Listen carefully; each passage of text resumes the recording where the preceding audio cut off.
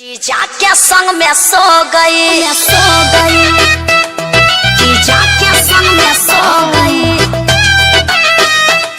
जीजा के संग में सो गई।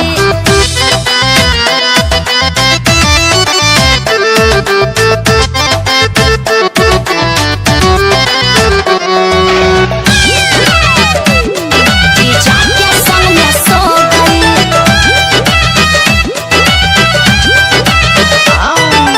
रात मोरे सोइना हुआ रे मिस्टेक, खुली रही खिड़की लगा ना पाई गेट।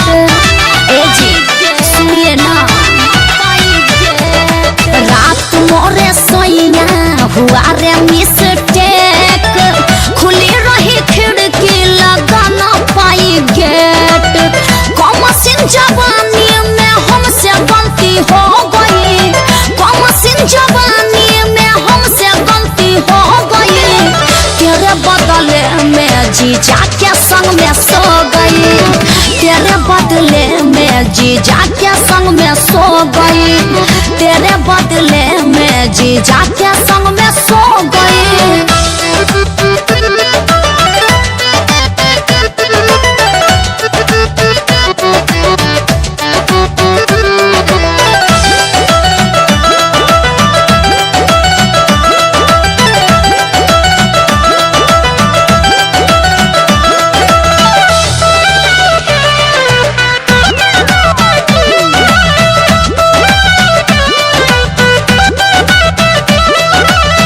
पतरी कमर धर धीरे से दबाया, नींद के मारे मुझे समझ न आया।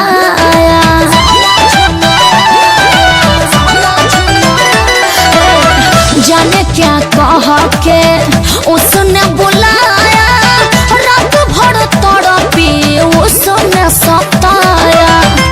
भरी थी डिब्बी मेरी खाली खोखा हो गई, भरी थी डिब्बी मेरी खाली खोखा हो गई। तेरे बदले में जीजा के संग में सो गई, तेरे बदले में जीजा के संग में सो गई, तेरे बदले में जीजा के संग में सो गई।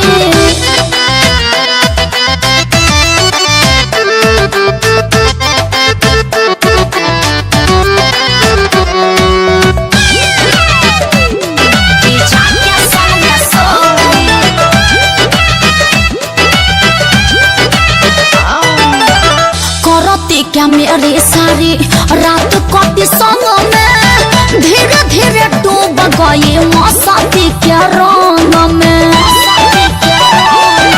क्या बताऊं, आया न समझ मेरे कौन है पलंग में, अंतरा से मुन्ना रात कटी रे उमंग में। लौट नहीं पाई मैं तो सपनों में खो गई, लौट नहीं पाई मैं तो सपनों में खो गई। तेरे बदले में जीजा के संग में सो गई, तेरे बदले में जीजा के संग में सो गई, तेरे बदले में जीजा के संग में सो गई। प्लीज माफ कर दीजिए ना।